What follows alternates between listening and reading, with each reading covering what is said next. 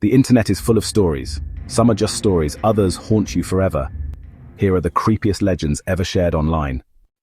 Our first story takes us back to the late 1940s, to a secret Soviet research facility hidden from the prying eyes of the world. The experiment was simple in its premise, yet monstrous in its execution. Researchers wanted to test the effects of prolonged sleep deprivation using an experimental gas stimulant. 5 political prisoners were chosen as subjects, locked inside a sealed chamber and promised their freedom if they could stay awake for 30 consecutive days. For the first few days, things were relatively normal.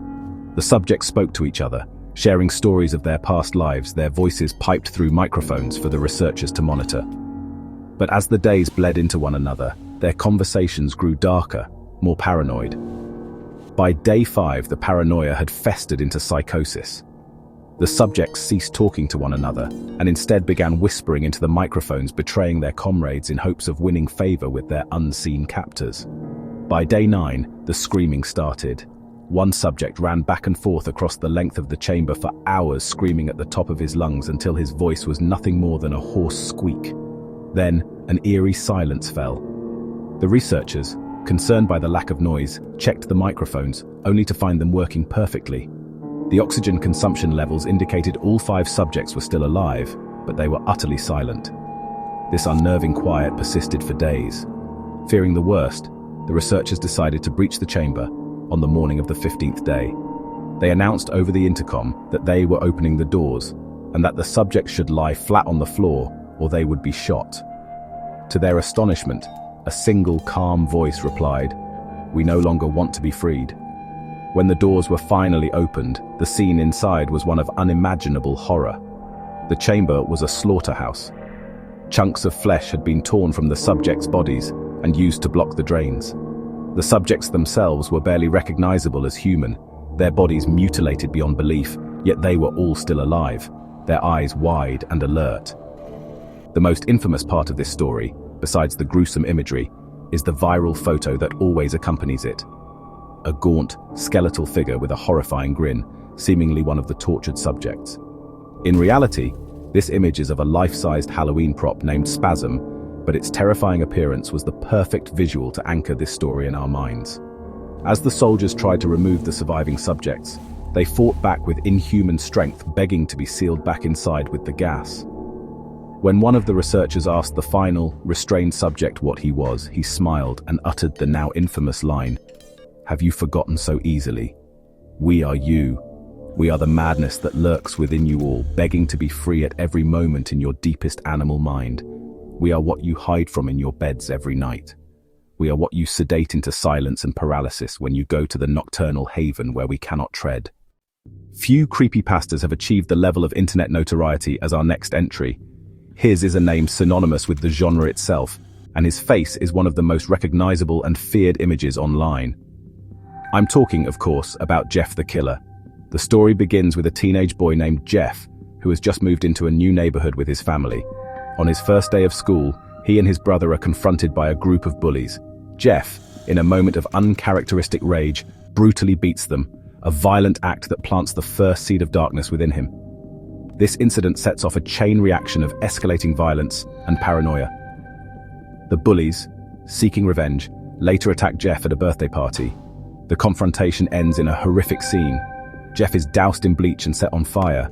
He survives, but not without scars, both physical and psychological. When the bandages are finally removed at the hospital, his family is met with a monstrous sight. His face is bleached a ghostly white, his lips are burned a grotesque, permanent red smile, and his eyelids are gone, seared away by the flames, leaving him with an unblinking, terrifying stare. Instead of horror, Jeff laughs manically, proclaiming that he loves his new face, that it's perfect. That night, his mother wakes to a noise in the bathroom. She finds Jeff standing in front of the mirror, having carved his own cheeks into a wider, more permanent smile. He holds a knife, his eyes wild and unseeing. His mother, terrified, runs to wake her husband, but it's too late. Jeff follows her, and as she backs away in fear, he leans in close, his carved face inches from hers, and whispers the chilling phrase that would become his calling card, "Go to sleep." He murders his parents and his brother, becoming a full-blown, remorseless killer, a phantom who slips into homes at night to whisper his terrifying command to his victims before they meet their end. The legend of Jeff the Killer is inseparable from its iconic image, a heavily photoshopped picture of a pale face with no nose, dark, hollowed-out eyes, and a wide, unnatural smile. The image itself is rumored to be an altered photo of a girl named Katie Robinson, who was allegedly bullied online over her appearance. Regardless of its true origin, the face of Jeff the Killer became a modern-day boogeyman. It's a stark, simple, and deeply unsettling image that perfectly captures the story's descent from teenage angst into pure, psychopathic horror, ensuring that anyone who sees it will think twice before closing their eyes at night. This next story preys on a very specific kind of nostalgia, the early days of three-dimensional gaming, specifically the beloved Nintendo 64 classic, The Legend of Zelda Majora's Mask. The tale, titled Ben Drowned, is told through the blog posts of a college student named Jadasable, who buys a used copy of the game from an old man at a garage sale. The cartridge is unmarked, save for a single word written in black marker, Majora. The old man cryptically tells him it belonged to a boy who didn't live there anymore. When Jadasable starts the game, he finds a save file already on it, simply named Ben. Against his better judgment, he starts a new file, but things immediately feel wrong. Characters in the game start referring to him as Ben, even though his new file is named Link. The game is riddled with bizarre glitches. Textures are missing, the music plays backward, and NPCs appear in places they shouldn't be. Jadasable decides to delete the Ben file, hoping it will fix the game. But this only makes things worse. The game becomes actively hostile. The iconic haunting music of the Song of Healing plays in reverse, creating a deeply unsettling atmosphere. A statue of Link from the Elegy of Emptiness, a normally inanimate object, begins to follow him, appearing and disappearing with a horrifying, blank stare. It seems to be everywhere he goes, a silent, menacing pursuer within the game's code. The story evolves beyond simple text, becoming one of the first and most famous alternate reality games, or ARGs. Jadasable began uploading videos to YouTube, showing the terrifying glitches and events in real time. Viewers watched as his game file, named Drowned, became corrupted. The narrative breaks the fourth wall, as the malevolent entity, supposedly the spirit of the original owner, Ben, who drowned, seems to escape the game cartridge and haunt Jadasable's computer, and by extension, the viewers themselves through a clever use of a fake AI website called Cleverbot. The most enduring image from this saga is that of the Elegy of Emptiness statue. Its blank, soulless eyes and uncanny resemblance to the player character made it the perfect vessel for the story's antagonist. The image of that statue, standing silently in a glitched-out version of Clocktown, became a symbol of digital haunting. It represents the fear of a familiar, safe world turning against you, of something malevolent lurking just behind the code of our favorite childhood memories. The story concludes with a chilling warning from Jadasable, claiming Ben has escaped and is now loose on the internet, leaving us with the terrifying thought, you shouldn't have done that. Some stories aren't just stories, they're warnings. Our next entry is a prime example of a chain-letter creepypasta, a modern-day curse delivered not by mail, but by email. The Legend of Smile Dog, or Smile.jpg, is a tale about a cursed image that drives anyone who views it to madness. The story is often framed as a first-hand account from a writer investigating the phenomenon who interviews one of the curse's few survivors, a woman named Mary. Mary explains that she first saw the image as an attachment in an email with the subject line, "Smile, God loves you." The image itself is described as a photograph of a Siberian husky in a dimly lit room. The only thing illuminated in the photo is the dog's face, which is split in a wide, unnervingly human-like grin, revealing 2 rows of perfectly straight white human teeth. The image is said to be cursed. Once you view it, the creature from the picture, often referred to as Smile Dog, begins to haunt your dreams. It appears in your nightmares silent at first, but its presence grows more and more terrifying. It demands only one thing from its victims: to spread the word. The only way to stop the nightmares, to save your own sanity, is to pass the curse along. You must send the Smile.jpg image to someone else. If you refuse, the nightmares will intensify, eventually bleeding into your waking life. You'll start seeing the grinning dog in your peripheral vision, in reflections in the dark corners of your room. The psychological torment continues, until you either give in and spread the image, or you are driven completely insane. Mary, the interviewee, has resisted for years, but the story implies she is on the brink of collapse, her life a constant battle against the horrifying entity. The image associated with this story is one of the most unsettling in creepypasta history. There are many versions, but the most famous one is a blurry, high-contrast, red-tinted photo of a husky-like creature with a grotesque, human-toothed smile. It's pure, unfiltered nightmare fuel. The quality of the photo makes it feel like a forbidden artifact, something you were never meant to see. Smile Dog plays on our primal fears of being watched and the viral nature of the internet itself. It turns the simple act of opening an email or clicking a link into a potentially life-altering mistake, making you wonder what horrors might be lurking in your own inbox. What would you do for $500? Would you be willing to spend a night in a haunted house? That's the premise of our next story, No End House. The legend speaks of a house that appears in a new location every year, offering a cash prize to anyone who can make it through all of its rooms. The protagonist, a young man named David, decides to take the challenge. He's heard the stories, but he's a skeptic. To him, it's just an extreme haunted house attraction, and the prize money is too good to pass up. The rules are simple. Reach the final room, and you win. You can leave at any time, but you forfeit the prize. David enters the first room, which is fairly standard. It's decorated like a typical haunted house with fake ghouls and spooky sounds. He's unimpressed. The second room is slightly more unsettling, but still feels like a performance. However, as he progresses, the house begins to change. The scares become less about jump scares and more about psychological manipulation. The rooms prey on his deepest, most personal fears. He sees things that the house could not possibly know about him. Manifestations of his private anxieties, his past traumas, and his darkest secrets. The line between reality and the house's illusions begins to blur completely. With each new room, the terror escalates exponentially.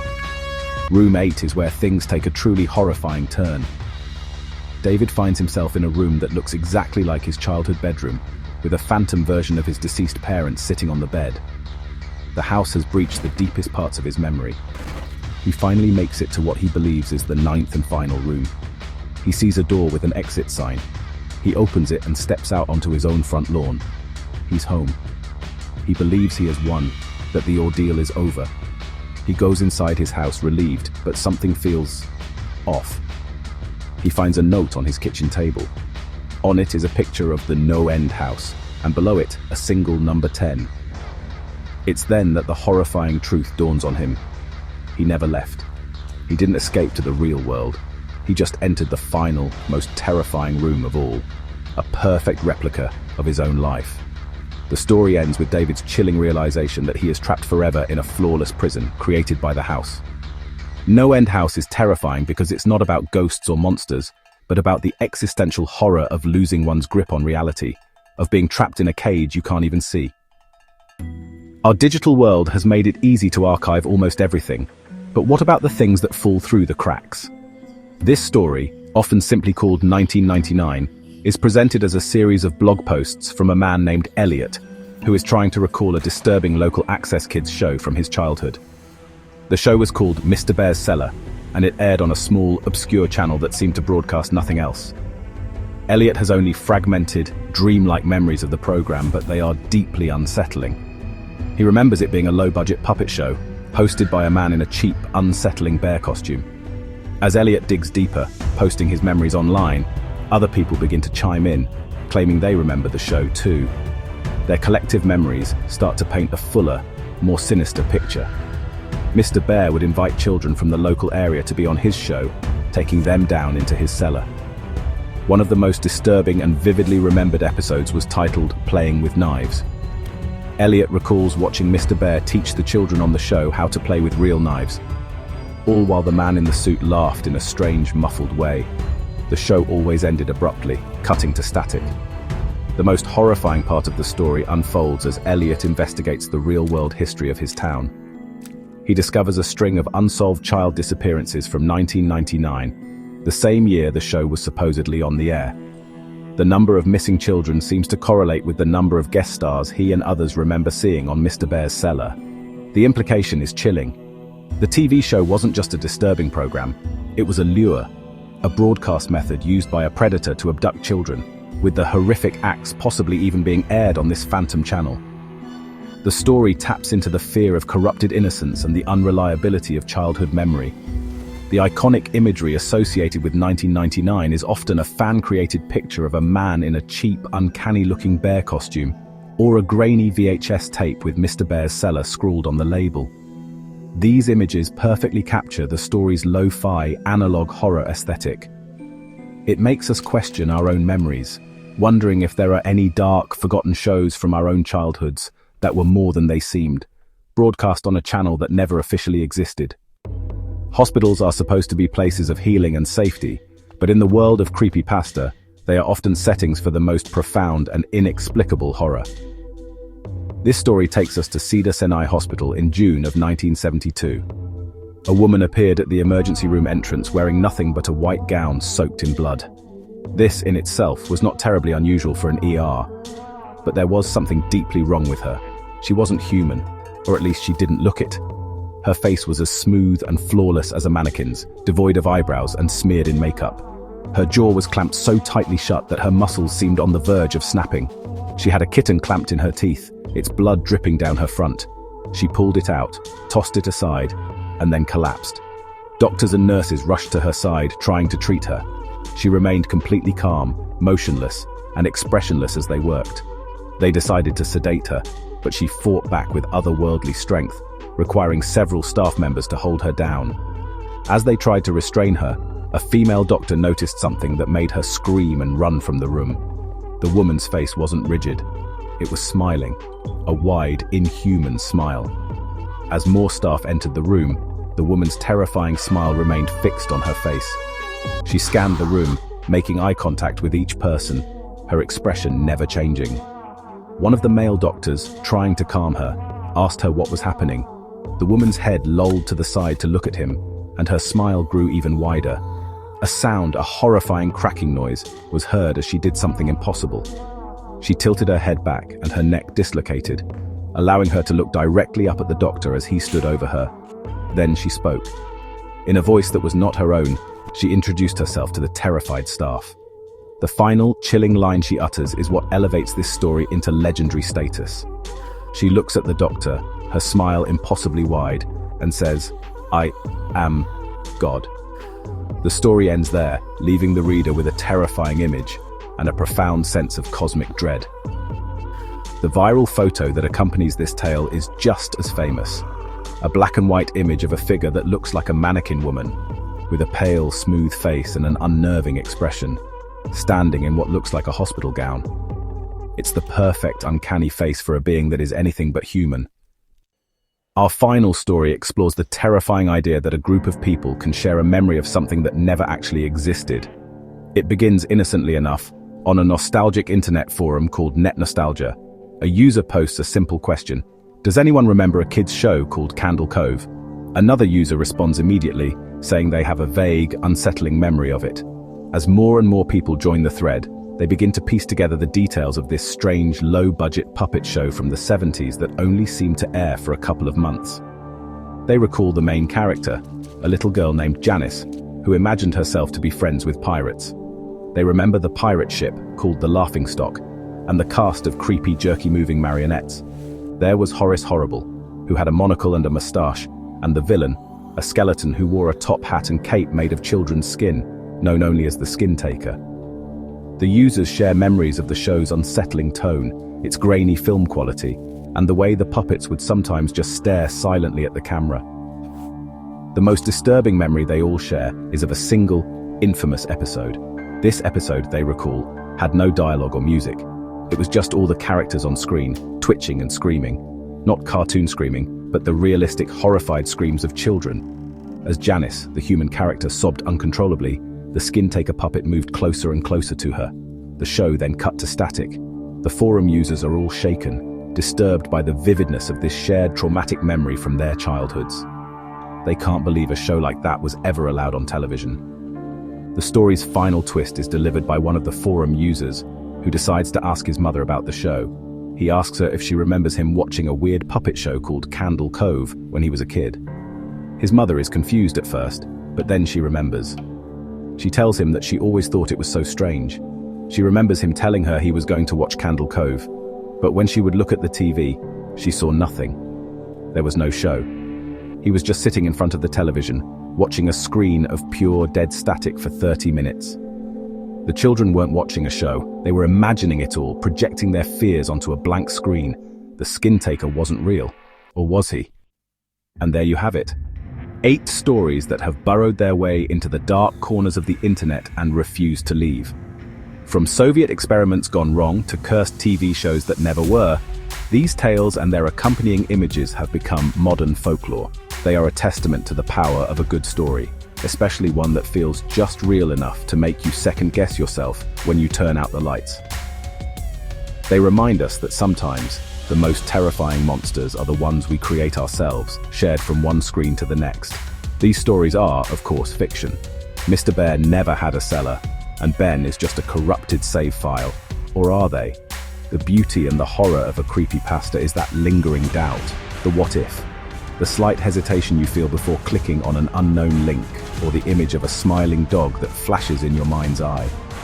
The line between a story and a memory can be a thin one, especially when that story is designed to feel like a forgotten truth, a secret whispered across the digital void just for you.